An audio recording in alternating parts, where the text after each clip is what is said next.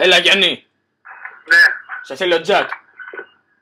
Ποιος? Ο Τζακ. Δεν ακούω. Τζακ, ο Γιάννης. Ο Γιάννης. Α, τον βρήκαμε τώρα, οκ. Λοιπόν, Γιάννη, μ' ακούς? Ναι, ποιος είναι? Να στα πω λίγο γρήγορα γιατί δεν έχουμε και πολύ χρόνο. Έτσι, γενικά καθαρίζουμε γρήγορα με άτομα σαν και εσένα. Το σκηνικό που παίχτηκε τις προάλλες δεν το έχουμε ξεχάσει. Θα σε βρούμε και θα σε σαπίσουμε. Ειλικρινά στο λέω αυτό. Ποιο σκηνικό ρε φίλε?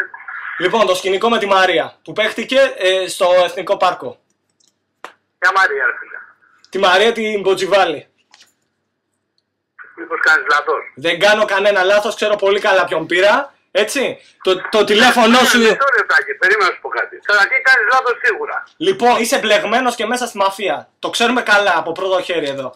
Έτσι, μου τα έχει πει εδώ ο Τζο. Λοιπόν, Τι πει? μου τα έχει πει εδώ ο Τζο. Ο Τζο εδώ. Καράκι, κάτι λάθος κάνεις. Δεν νομίζω, έχω πάρει πολύ σωστά. Πάντα σωστά. Εμείς δεν κάνουμε λάθη εδώ πέρα. Ο Τζακ δεν κάνει ποτέ λάθος.